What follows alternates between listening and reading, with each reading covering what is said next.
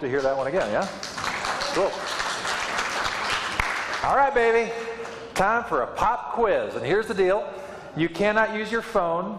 You cannot use your Bible. Curtis Thornton, not that you need it because I think you're going to nail this. But any of you other people, flip those Bibles closed. No cheating, no Googling. I'll let you do this as a group around your table. See how you do. There might be a prize involved. Here's what I want you to do. On the front of your bulletin, on the front blank space beneath that prayer we ended with, because that's all the space I want you to use, because you're going to use the big space on the back in just a moment for something else. I want you to write as many of the 10 commandments as you possibly can remember in the order you think they appear. And nobody can ask Curtis Thornton because I'm pretty sure he knows it. Oh, good.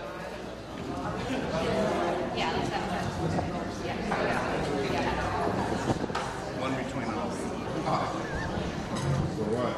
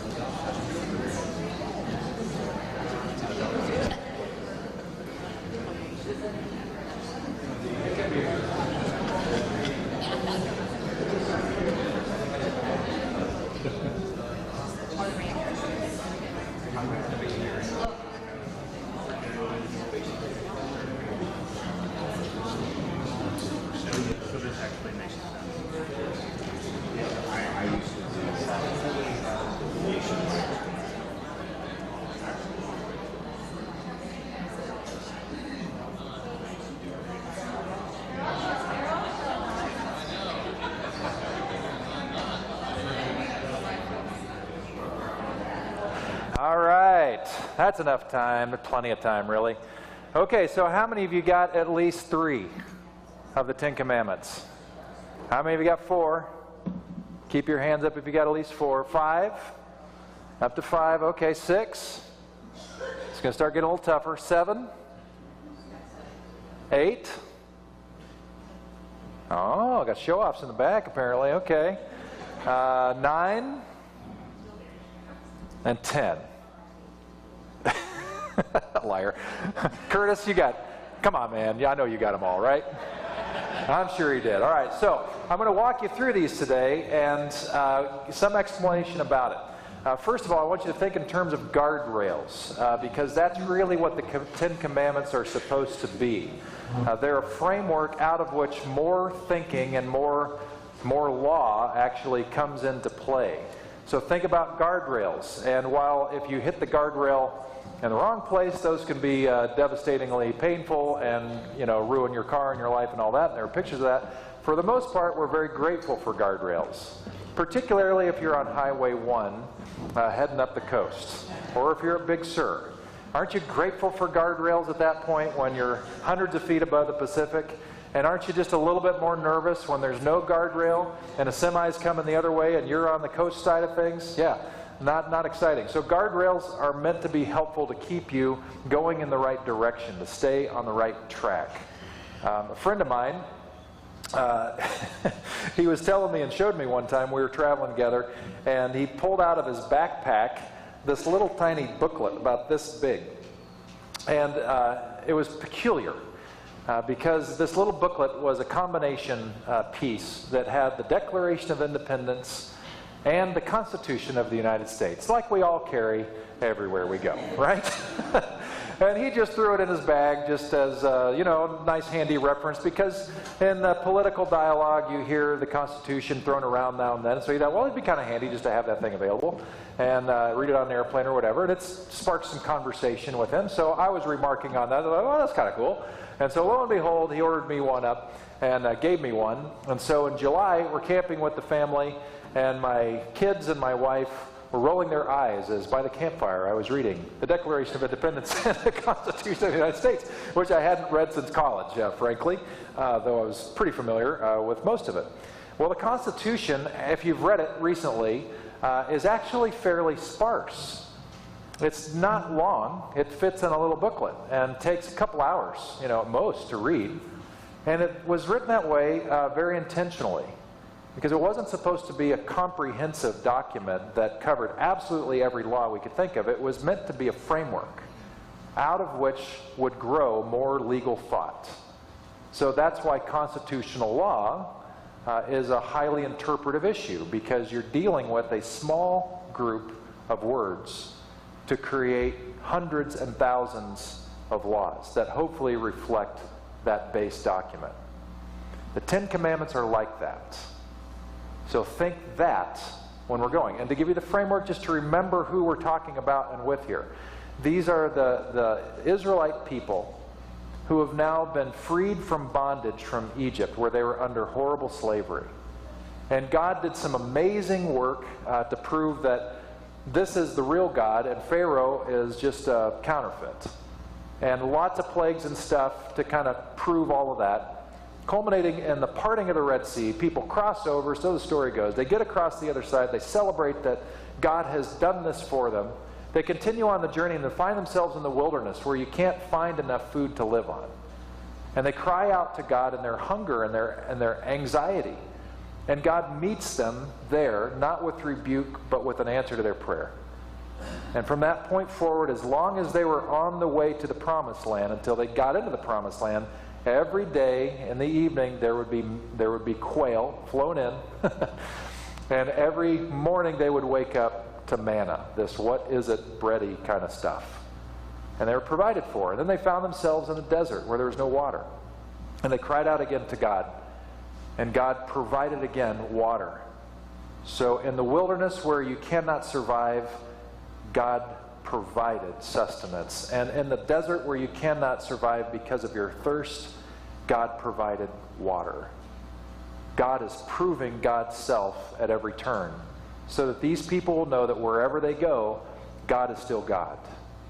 And now, as we go into the journey, on our way, a long journey to the Promised Land, God is going to give, through Moses, a framework for how to build their nation. And it's a framework that is different than other cultures, even though there are similarities. And one of the most interesting differences is that whereas other cultures had law that was just sort of passed down and created, this one is based in the narrative. So it's not just picked out of the air, but remember, this document, these 10 Commandments that we're going to look at, were born out of a story of a people of God trying to figure out what it means to be the people of God as they moved forward. That's a whole different kind of tone. That's very important as we move forward. So, check this thing out, and let's just roll through this. So then God gave the people all these instructions. I am the Lord your God who rescued you from the land of Egypt, the place of your slavery. So God is just reminding them, this is me talking here through Moses. So the first commandment right here, you must not have any other God but me. Commandment number 2, you must not make for yourself an idol of any kind or an image of anything in the heavens or on the earth or in the sea. Now let me just give you an idea where we're going here so far. So first of all, don't have any other God but me. In that primitive era, there were regional gods everywhere, and everybody assumed that a different God reigned over a particular region. And it would be very tempting and very normal as you would go into a new region to seek that God's blessing. But Israel's being told, don't think that way. I'm the only God that I want you to worship because I'm the only God. So just focus on me. Don't get distracted by all these other things that you see. And then he says this interesting thing about don't make for yourself an idol. Let me talk about that for just a second, about why that matters, and I'll read more about this in just a second. But an idol would be something that we would craft, and this was commonplace back then. And you would look at your creation and you would say, this is my God, so I'm going to worship my God. And in this case, it's sort of appropriate because this is a Starbucks mug from the original Starbucks store. So kind of is an idol for me. But anyway, I digress, and a little confessional. But anyway, so we will look at this and we say, I'm going to pray to my God of Starbucks. And as long as we had this and could carry it around with us, we had our God with us. And that seems okay enough to have a little reminder, but the problem's a little bit insidious. Because when we say this is our God and craft something that imagines God present with us, we immediately confine God, number one. We say this is what God looks like. And so you might come to me with a ceramic mug and say, this is what a mug looks like. And some of you might come with those paper cups and think, well, this is what God looks like. But I won't have any of that, because I know this is what God looks like. So I immediately limit my understanding of God as soon as I craft an image. Does that make sense? And then the other thing it does is, because Starbucks is known for coffee primarily, this is my God of the morning. In fact, if you're my Facebook friend, you saw our homage that we paid in Seattle a month ago or so at this place at the beginnings of our beloved Starbucks. But about 4 o'clock in the afternoon or 5 o'clock, you're not going to see this mug, at least not filled with coffee. Maybe water, but it might be in our cupboard. We do that same thing when we create an image of a God, and they would too. You can put the God away. And when we can put a God away, that means we're in control of just how present that God is. First, we're in control of how we fashion the look of that God. And secondly, we're in control of just how present this God is, because we can put that God away. It puts us in the position of God. And that's why it's a problem. We become gods because we're controlling God. And God is beyond our capacity to fully reason and understand. Remember that quote I gave you last week? Let us pray to God that we might be free of God, from Meister Eckhart. Because as soon as we imagine God in a particular way, we've created a box that immediately needs to be blown apart. And then secondly, we continue on with this. So, first one, if you're keeping notes, have no other God before me. Second one, you must not make for yourself an idol of any kind or image of anything in the heavens or on the earth or in the sea. You must not bow down to them or worship them, for I, the Lord your God, am a jealous God who will not tolerate your affection for any other gods. There's a real important reason for that coming up. This is going to sound kind of mean, by the way, but he says, I lay the sins of the parents upon their children. The entire family is affected, even children in the 3rd and 4th generations of those who reject me. But I lavish unfailing love for 1,000 generations on those who love me and obey my commands. Well, that's not very nice, is it? I'll come back to that. And then finally here, this is command number 3. You must not misuse the name of the Lord your God. The Lord will not let you go unpunished if you misuse his name. So I grew up in a household that was pretty conservative, really, by cultural standards anyway. Went to church all the time, Baptist church. And one of the rules in our household, which was fairly unspoken, but it was definitely there, after the you can't drink beer, let's see, don't drink, don't chew, don't go with girls that do. So we had that one. and then we had this other one with the way we use the name of God. And so in my household, you would never hear anybody say, oh my God. You would never hear that, ever. And if one of us had a friend over and they just kind of blurted out like no big deal, oh my God, it's like all of us would step back. Like, what have you done, right? Because that was a misuse of the name of God. That's how we thought about it. And that's fair. It's a very casual use of the name of God, which is a problem unto itself. But there's a bigger thing that this really gets at. So you can still use your OMG if you must. Be aware that you're offending the 3rd commandment. But anyway, that's on you. But the real deeper thing here has to do with what we're using God's name for. So when we start to use God's name like as a curse or even as a blessing, the direction we want. So I want God to bless Helen right here, because who wouldn't want God to bless Helen? But Darlene, I don't know. Maybe not. What that does when we misuse the name of God in that way Again, just like the idol thing, it puts us in the power of God, where we are dictating where God is going to go. And so that's part of the misuse of the name of God. Now, another one, this is going to probably tick you off a little bit, maybe, but so be it. You need to be aware of something that had a good intent, but gives us an extreme tension in our beloved country. And that is that on the currency that you have in your billfold, it has a phrase that says, "In God we trust." Now, the intent of that may have been good, but understand the problem. That this is putting this phrase on currency. And Jesus himself said, you can't serve both God and money. Mammon, he called it, but money. And yet it is inseparable on our currency. Just see the tension. And even though I think the intent was good, which has an interesting historical background, I'm not sure if it doesn't violate number 3. So that's the misuse. So the first 3 commandments have to do with how do we understand God. Now, why is God so ticked off about this? Why is God so mean? I'm going to be ticked off the 3rd and 4th generations of those who reject me. It's like, where's the love, God? Hey, man, I thought you were, teddy bear God. Who's going to love us all the time. Well, here's what's going on. You don't need to think so primitively in terms of blessing or cursing. This is sort of obvious. So let me use a painful example of domestic violence. So let's say we focus on Grandpa. And Grandpa is an abuser in his family. Now, we know statistically that the odds are extremely high that Grandpa was abused himself by somebody close to him that messed him up pretty hard, so that he has all this pain he's carrying around, and the way he's thinking about learned how to deal with this pain is through violence himself. So he casts that on to his son and daughter.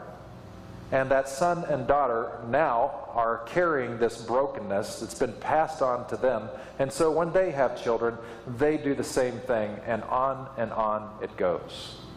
This is what we're talking about here. And when you have an idea, the contrast is you have this idea where essentially you are not thinking of yourself or anybody else in the framework of God as the God who has breathed life into everybody equally. You look at yourself as somebody who's made with the reflection of God, which is a high and very deep value. It says something about your inherent worth. You're not seeing that. You're seeing the brokenness. You're hearing the words that somebody said to you. You're no good. You're a loser. You're terrible. I wish you'd never lived. And you feel that with every punch, every kick, every whatever. And you start to believe that message, which is its own graven image. And then you cast that on to your child, saying, you're no good, and you make sure they know that with every kick and punch. And so you're not only owning that false message yourself, but you're extending that false message to the next person. That's a graven image metaphor. It's not God that's saying, I'm going to get you for this. This is common sense. In contrast, if you have somebody who breaks that cycle and somehow Grandpa hears the good news that's articulated through this story and so many others like it in the Bible, and finds out that God is good, that God is loving, reads the first story in the Bible that says God looked at humanity and said, very good, and all of a sudden he realizes he's been listening to a false message. And he recognizes that he has inherent value because he's created in the reflection of the image of God, and recognizes that every single person on the planet shares that same identity. That changes the way he sees. And it changes the way he thinks about everyone.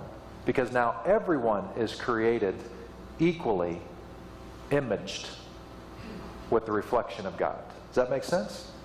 And that results in blessing. So that's why you see this generation thing. And I think it's true, this 1,000 generation thing. And I'm actually a living example of this, because my great-grandmother, Gretchen, almost took her own life in Holland because her father was a drunk. And we're not sure, but we think he was probably violent toward her. and she wanted to end her own life. And then she heard the good news of God. In her case, had this crazy spiritual experience. And she changed her trajectory. The curse ended with her. And then from her, my grandfather, who I'm named after, and all the brothers and sisters were raised in a different message. One of hope and grace and love. And my grandparents raised my mother the same way, hope, grace, and love. And they raised me in hope, grace, and love. And we continue to hope that continues with our kids. That's the issue here. Does that make any sense at all? Okay. So the first three have to do with, let's just keep God, God, and allow God to be God in all of God's splendor, which leads us to number 4, which is this: remember to observe the Sabbath day by keeping it holy. This is screwed up in the text, so I'm going to try to get this right. You have 6 days each week for your ordinary work, but the 7th day is a Sabbath day of rest dedicated to the Lord your God. This is part of the test today. I wanted to see if you could follow me there on the screen. On that day, no one in your household may do any work. This includes you, your sons and daughters, your male and female servants, your livestock, and any foreigners living among you. You see the brilliance of this? It's like, if you're going to make me God, and I'm saying you are made in my image, and so is everybody in your household and in your world, then that means that when it comes time, you are also going to treat all of the people in your world equally. Even the slaves that you own. On that day, you're all equal. Nobody's doing any work. You understand how radical that is? I mean, that is crazy radical. And there it is right there, number 4. For in the 6 days the Lord made the heavens, the earth, it's a cliffhanger, there it is, the sea and everything in them. But on the 7th day he rested. That is why the Lord blessed the Sabbath day and set it apart as holy. And then we get into 5 through 10. So the first 4, in fact, you'll see this reflected in a moment. In Jewish thought, you had 2 tablets. On the first tablet, you had everything that had to do specifically with God. You only have God, you only have me as your God, no graven images, don't misuse my name, and keep the Sabbath holy. That's 1 through 4.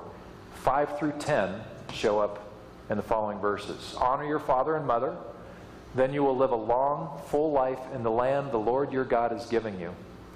You must not murder, you must not commit adultery, you must not steal, you must not testify falsely against your neighbor, you must not covet your neighbor's house. You must not covet your neighbor's wife, male or female servant, ox or donkey, because I know you do, or anything else that belongs to your neighbor. So the full list on the next slide looks like this. There they are. And on your left-hand side, these are the ones that are specifically related to our orientation toward God. And on the right-hand side, if you can see this, remember this is a framework. The right-hand side is how do we work all this out. Left-hand side is this is our theological orientation, the way we think about ourselves and everybody else in the world and the God who created all. The one on the right is if all this stuff on the left is true, then how are we going to work this out on the right? And I could walk through these and give you some stuff, which I may help you a little bit with some stuff, but actually if we're going to be true to form, then really this is a group exercise. Because here's a clue. While there is certainly a shallow face value to these things, which are fairly obvious, like thou shalt not kill, kind of obvious, thou shalt not steal, fairly obvious, there is a deep undercurrent on every one of these. And that's what you're going to figure out right now. So while you were guessing what these were, I put a number on your table. And what I want you to do, I'm just going to give you a few minutes, like 5 minutes. And all I want you to do is focus on that number of commandments.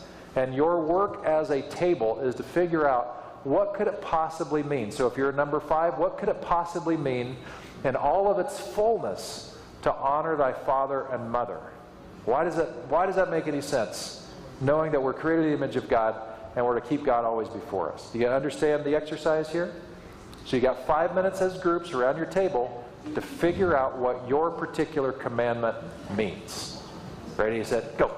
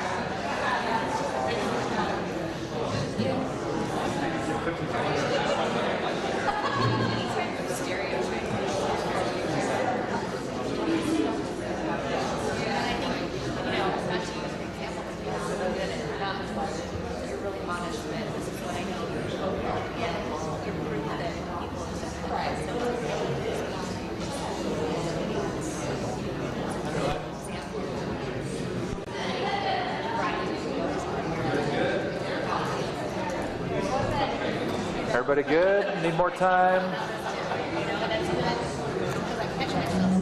All right. So that should get you started a little bit. What I want you to do while you're listening to the other groups is I have a task for you, and that is in that blank space you have in your crosswalking guide, write down the 10 Commandments. I'm going to have you do something with them going forward from today. But first, let's find out what you came up with. So I think I've got a couple number 5 tables. So who's the number 5 table? You guys? Okay. So what does it mean to honor thy father and mother? What do you think? Well, I Googled it, and well done, sir. honor me. Ah. Put in highest respect. Excellent. My parents gave us life, shelter, a roof over our heads, food on the table. Yep. Christmas was always good. Okay, so do similarly for your parents as you're able. That kind of the idea? And as the tables turned and they get older, we turn around and go for them. Okay. Okay, I like that. Is there another table 5? Thought I had another table 5. Yeah, Court, what did you come up with? Well, back in earlier, for one thing, there was no question. You never questioned your parents. Terrible idea. Hey, keep going. Automatically honored them. Okay, so you honored them just because Given it so you can live. they were authority. Yep. Okay. Okay. All right. Anything else? That's good. Any other 5s? Were you 5?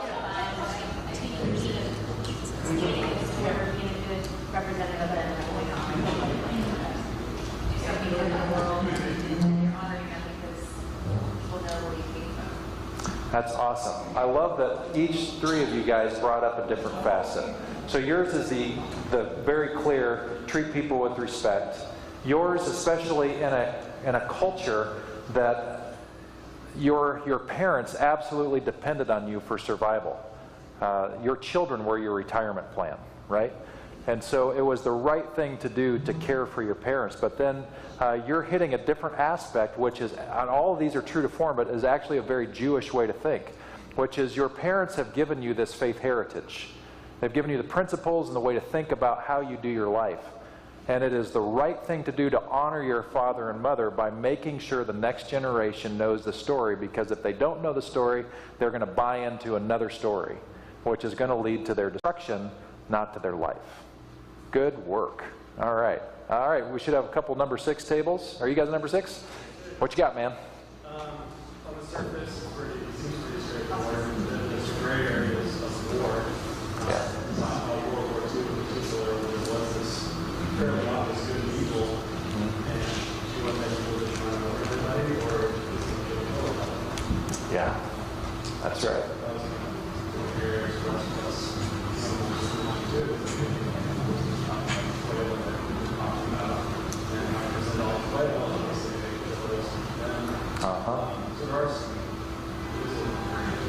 Needs a little more discussion. If you guys could answer that for us, that'd be terrific. We'll come back. Yeah. All right, very good. Is there another table 6? So did everybody hear kind of what they were saying? Is there's complexity with understanding war, and how do we understand killing when war is involved? And is it contextualized? Is there a difference between defending yourself or a clear evil that needs to be dealt with versus just feel like killing somebody kind of a thing? And then killing animals. Okay. Back here, were you guys at table 6? Yeah. What do you got? So we talked about how killing others kind of takes the power of God. God has the power of creation to give life and to take life, and it puts people into God's place, and also that it ripples through communities and lives and lives, not just who that person is, but who they could have been and would have been, and how they would have affected other people. So it robs families and communities of a future of a person. Mm-hmm. That's rich stuff. Yeah, very, very good. Any other 6s? Okay, awesome. Because you both hit 2 different things. You were hitting this deep, contextualized, practical side of when is it okay to kill, and Ann and Ruth's table over here, you guys are talking about the deeper issues, more of an a priori way of thinking about things, of Our baseline is we are created in the image of God, and God saw human beings and said, very good, and therefore our orientation, our focus should always be, we're going to do everything we can to preserve life at all costs. But then we've got war to deal with. And so there is complexity there. But I think, for me, that one thing to think about, especially in our day and age, when there is so much chatter about a very callous view of life, particularly of people we don't like. So again, it's easy to categorize people as, well, ISIS or Nazis before that. Let's just get rid of Nazis because they are irrespective of life and they're going to bulldoze everybody who's not like them. So it's an easy enemy. But we also have biases that get uglier than that and a lot more close to home. Could be immigrants, could be African Americans, could be the poor, could be women, could be drug users, could be gay people. You fill in the blank. And then at that point, do we no longer value their life? And that's the essence of what you're getting at.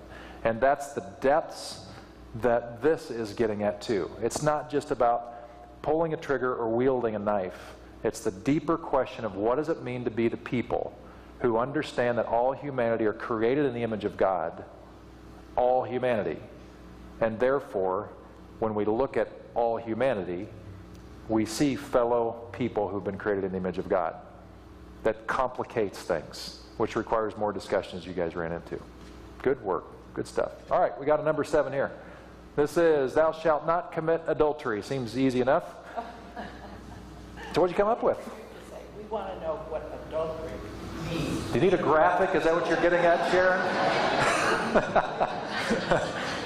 Okay. All right. And chickens. All right, we got another 7 here. Is there another table 7? Yeah. We talked about the ultimate respect and individual relationship and making sure to honor that. And then we talked, those were all really key. So we don't Yeah. These 2 7s, you got one in the back too? Okay. What you got? We didn't think of it totally as it says. We thought more of the adultery not just in a sexual way, but in those promises that you've made to your spouse, to your loved person, and that thoughts, the actions, make yourself maybe too involved with someone else, going after and not even realizing what you're doing. Not necessarily doing anything. Excellent. So you guys are all in the same frame. You guys are getting into the weeds of specificity. You know, what base constitutes adultery, if I could be that crass. But you guys are getting into the deeper weeds of what is the thing really about. Because, yep, there's a physicality that's inherent to the act of adultery, and yet that physicality speaks to a much deeper phenomenon that's going on. That there is an issue with the couple in covenant.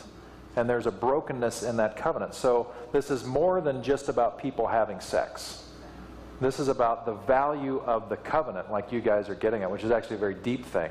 And so it raises the question of how can we protect the relationship that we're in. And, you know, actually the Jewish tradition with this, and then Paul picks it up in Ephesians much later, is a very deep and still very forward-thinking way of thinking about relationships and marriage, which is not, I'm going to marry Lynn to see what I can get out of this deal, and she'd better, you know, be a good wife or else, and I'm going to let her know when she's not, but it's just the opposite. It's reversal. It's how can I, as a person who's trying to follow God, see the reflection of God in her and do everything I can to support that reflection to get buffed out in her life. Does that make sense? Then that's Paul's thinking. Now that's what it looks like, to present each other, you know, as full and complete as you can. So rich stuff. You weren't shallow at all. Well done. All right. So on to number 8, thou shalt not steal. Seems simple enough. You guys are an 8? Oh, you're a 9. Where's the 8s go? Oh, all right. We should have a couple 8s here, but did you guys come up with anything in particular?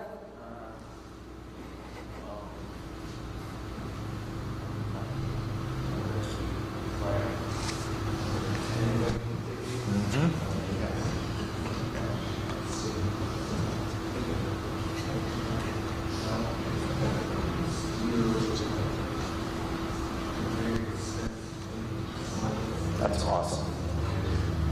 Yeah, you totally nail it. So on the face value of it, which is half of the equation here, it's if you see something you like in somebody else's house, 10's going to get to covet, but you're saying don't touch it, don't steal it.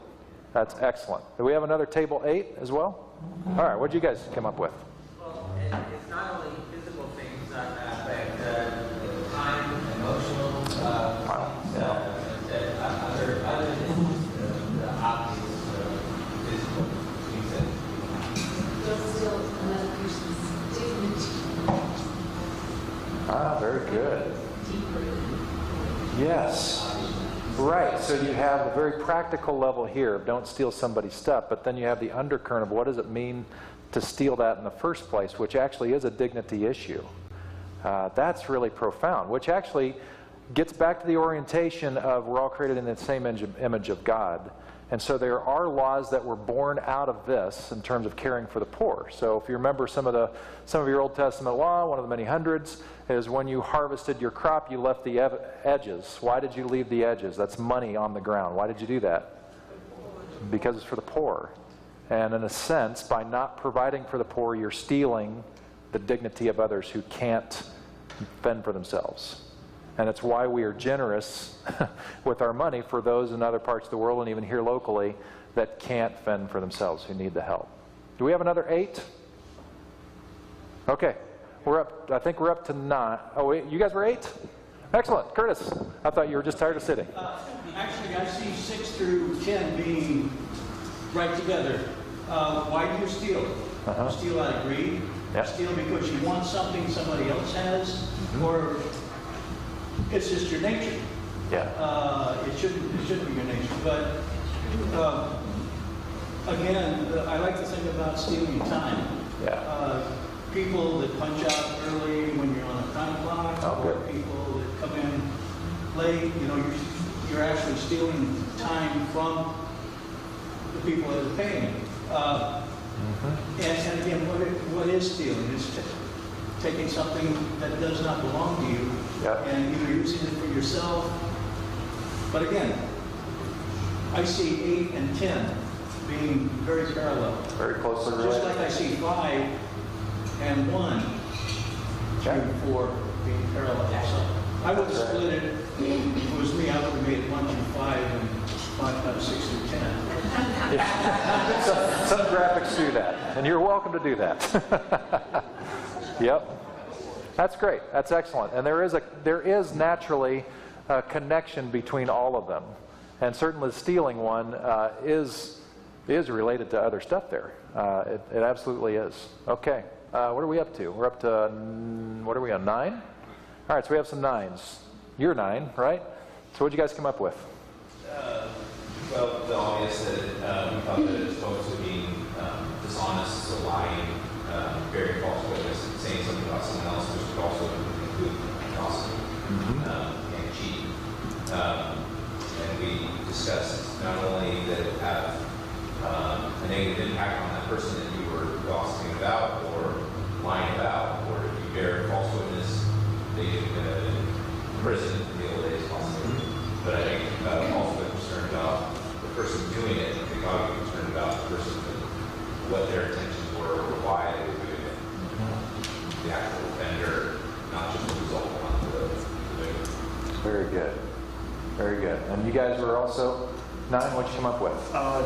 Stephen got a good point about fostering reward, basically to, I guess, bring others down.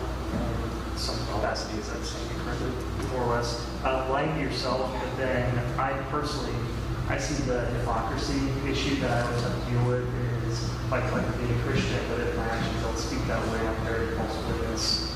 And then stereotyping, we felt like that kind of falls into it as well. Very good. Prejudices and biases. Yeah, for sure.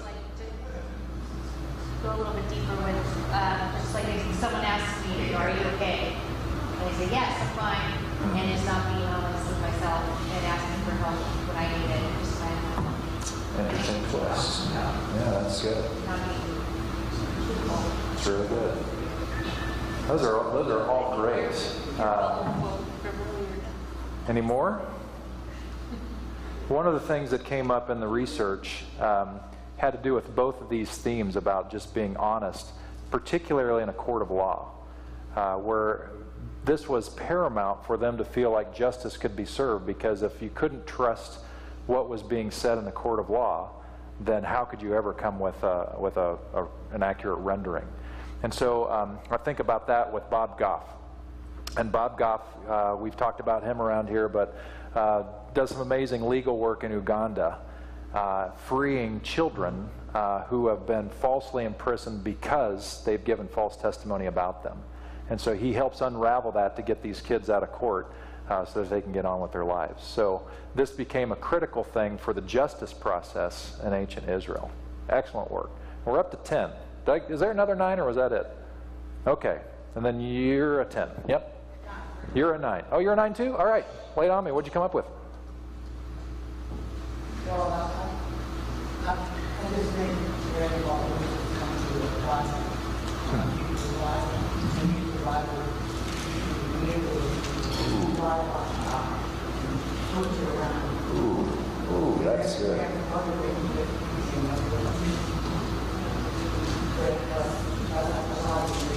Man, that's what a different way to think about it. That we bear false witness against God. That in our biases and our prejudice we speak, because we know this happens, we speak hatred instead of grace and love. We speak judgment instead of redemption. Oh, good stuff, people. That's good. Okay, and we rounded out with 10. Who are my 10 tables so I don't mess you up? So we got just one of you guys? Oh, well, you better be good. All right. All right, so here we go. Thou shalt not covet thy neighbor's house, wife, or possessions. What'd you come up with? Ultimately, it's a condition of the heart here, that when you're not satisfied and you're grateful for what you have, you compare them to others, you desire what they have. Anything else involves self-pity. Oh, yeah. When you look outward and see what other people have. Oh, good point. Self-love. Yeah. Thank you, Professor. You're doing a good job. Very good. What's interesting about this, and you're dead on with this, if you look at the list, 5 through 10, well, even 4 to a degree, but 5 through 9, let's say, are pretty obvious. So in ancient times, one clear way that you are not honoring your father and mother, to kind of parrot back what I heard, is you're mouthing off. So Court's mouthing off to his mom, and everybody can say, you're violating number 5. And then you're violating number 5 because Brian's not taking care of his parents and is letting them starve or whatever. And then there's another violation of, oh, you're not telling your own kids the story of faith that we have, which makes all the difference in the world. And that one gets violated all the time, probably because they don't understand it. But that one you can kind of see. And the kill thing, especially at face value, you can tell if somebody kills somebody, generally speaking. Thou shalt not commit adultery. Again, it's a recognizable, okay, that thing happened. Thou shalt not steal. I had 10 pencils, now I had 5, or Crosswalk had 50 pens in this room, and we're going to have 10 by the end of the day. How'd that happen? Which is totally fine. Then we've got, thou shalt not bear false witness, and lies get told in time. They come to light, and so you know that. But the interesting thing about 10, which is very, very interesting, and there's a direct connection between 1 and 10, by the way, is that 10 is hidden. As you can hide your covetousness. It's a matter of the heart. And isn't that a sneaky trick that the Jewish people passed on to us? That the very last one is an interior matter. So that I can't judge you about it and you can't judge me about it. That we're all working on that together. And it's deeply related to number 1. Because if we're coveting that thing, whatever that thing is, we're essentially saying that thing is the most important thing, and I've got to have it. And if 1 is true, 10 cannot be. Does that make sense? Such rich stuff. So now you understand that this 10 Commandments is not just a hard and fast, well, here it is. I mean, there's the obvious thing, but then there are deeper complexities to it, which the Jewish people would work out in Midrash with their rabbis and their courts and all that, trying to figure out what does this mean to carry this forward. It also helps you understand why Jesus, on the next slide, said what he did. So one of them, this is toward the end of Jesus' life, and one of the teachers of religious law, an expert in religious law, tried to trap him with this question: Teacher, which is the most important commandment in the law of Moses? Because there were a whole lot of them, hundreds to choose from. And so Jesus replied, you must love the Lord your God with all your heart, all your soul, and all your mind. That sounds a whole lot like 1 through 4. This is the first and greatest commandment. And the second is equally important. Love your neighbor as yourself. That sounds like a whole lot like 5 through 10. The entire law and all the demands of the prophets are based on these 2 commandments. So, you can just take these 2 and know that if you're nailing the whole I'm loving God and I'm loving others, you're going to do pretty good.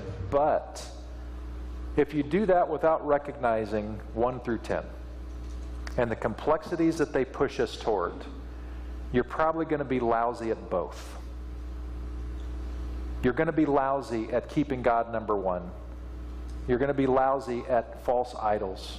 You're going to be lousy at not misusing the name, and you're going to be lousy at the Sabbath if you're not thinking about it. So it fulfills 1 through 4.